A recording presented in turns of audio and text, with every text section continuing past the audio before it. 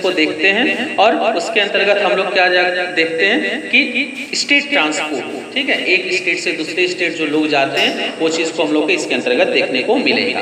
दूसरा चीज़ हम लोग नेक्स्ट पॉइंट है सेकुलर कंट्री, मतलब भारत एक ऐसा देश है जिसमें किसी एक धर्म को प्राथमिकता नहीं दी गई है, सभी धर्मों का समान अधिकार है। इसके अंतर्गत आप किसी भी धर्म को अपना सकते हैं। आप अगर हिंदू हैं, अगर आपको मन है मुस्लिम बनने तो आप मुस्लिम बन सकते हैं, अगर आप मुस्लिम हैं तो आप हिंदू बन सकते हैं, आप सिख हैं तो आप अपने धर्म को स्वेच्छा के अनुसार चेंज कर सकते हैं, या अपने धर्म को जिस तरह से आप मनाना चाहते हैं आप मनाइए, इसमें किसी तरह का कोई रोक टोक नहीं है।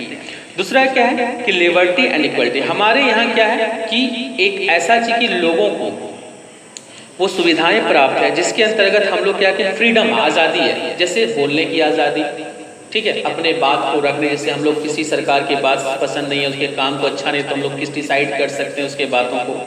हम लोग समानता का अधिकार है, जैसे हमको पढ़ाना टीचर बनने का मन है तो हम टीचर बने, आपको टीचर बनना है तो आप भी टीचर बन सकते हैं, आपको डॉक्टर बनना है, दूसरे बच्चों की एक साथ क्लास में आप सभी लोग बैठ के पढ़ते हैं, तो ये क्या है इक्वलिटी, समानता का अधिकार है, जो अन्य देशों में ये शायद नहीं है लेकिन हमारे यहाँ ये चीज़ है।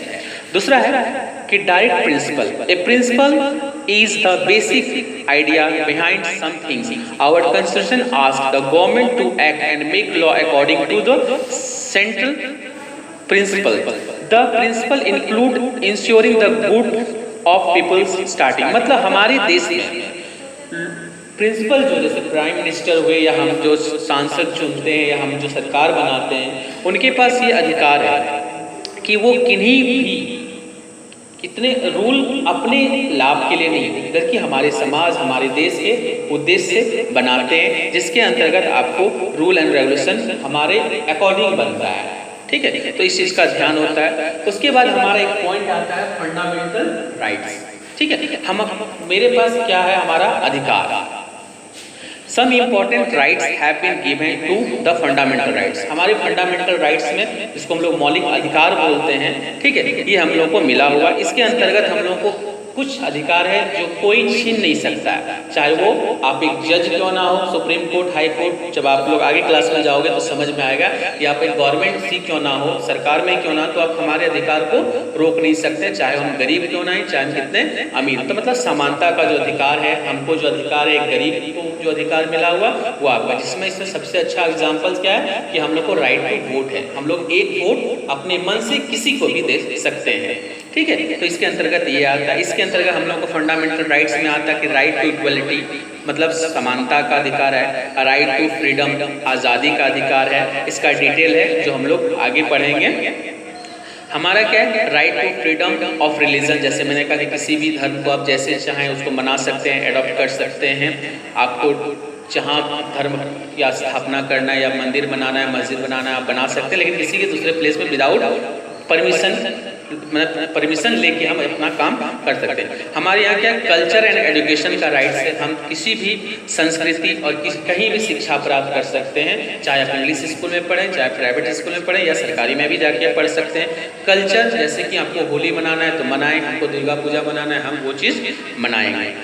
नेक्स्ट हमारा पॉइंट है राइट अगेंस्ट एक्सप्रेशन, मतलब कोई अगर कोई गलत चीज़ हो रहा है उसके अगेंस्ट में अपनी आवाज़ को बुलंद कर से बोल सकते हैं। जैसे अगर आपको बोला जाए कि नहीं आप हिंदू हैं, हाँ आपका धर्म अच्छा नहीं है, एक मुस्लिम आदमी बोल सकता है, तो आप उसमें क्या कर सकते हैं, उसको रोक सकते हैं, या उसके अगेंस्ट में कि आप क्यों हमारे धर्म को गाली देते हो, तो उस अगेंस्ट में आप उसको रोक सकते हैं, ये हमारा होता है। दूसरी इसमें के अंतर्गत क्या होता है कि किसी भी लोग को हम जैसे एक इसके अंतर्गत रूल बनाए कि अंडर 14 ईयर्स के बच्चे को आप कल कारखाने या किसी दुकान में या कहीं पे भी उसको आप काम दे नहीं सकते, क्योंकि ये बैंड है, हमारे देश का एक रूल है, क्योंकि 14 वर्ष तक के बच्चे को फ्री एजुकेशन हमारे देश में दिया जाता है। आगे हमारा कि राइट टू कॉन्स्टिट्यूशनल रेमेडीज, मतलब हमारे देश में कि इसमें क्या होता है कि अगर कोई आदमी आपके अधिकार को हानि पहुंचाता है या आपके अधिकार से आपको रोकता है तो आप कोर्ट जा सकते हो उसके लिए, ठीक है, तो ये हमारे पास अधिकार मिला है।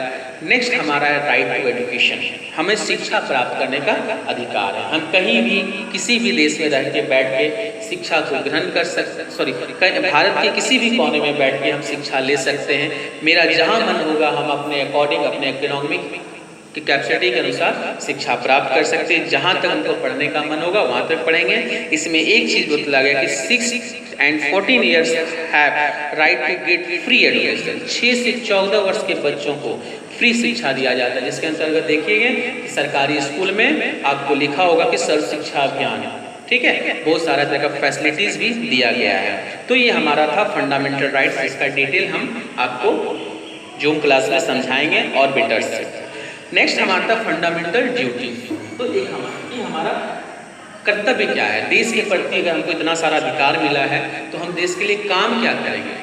हाँ, मेरा भी तो कुछ दायित्व बनता है, तो कुछ है जैसे just as we have right to have some duties to some of this duties are. क्या क्या है वो चीज़ देखिए। पहला है कि टू रिस्पेक्ट द कॉन्स्टिट्यूशन, मतलब अपने धर्म का, अपने संविधान का हम क्या करेंगे, रक्षा करेंगे, उसका रिस्पेक्ट करेंगे।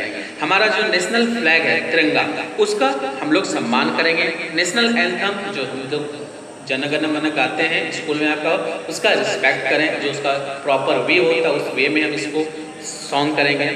नेक्स्ट पॉइंट आता है to believe in the work for the unity of our country, मतलब हमारे देश को एक सूत्र में यूनिटी, कि हमारा देश को अगर कोई मेरे ऊपर आक्रमण करता है तो उस वक्त हम क्या यूनिट बनाएंगे, चाहे किसी धर्म से आप क्यों ना हो, एक यूनिट में मिलके काम करेंगे। आगे होता है to define the freedom of our country, अपने कंट्री का जो फ्रीडम है, आज़ादी, उस चीज़ को हम लोग डिफाइन करते हैं। To treat other as equal and respect their belief, किसी भी लोगों का रिस्पेक्ट करना या किसी लोगों का इतना ही सम्मान करो जितना आप अपने धर्म का करते हो या किसी लोगों के रिलेटेड धर्म से आप करते हो।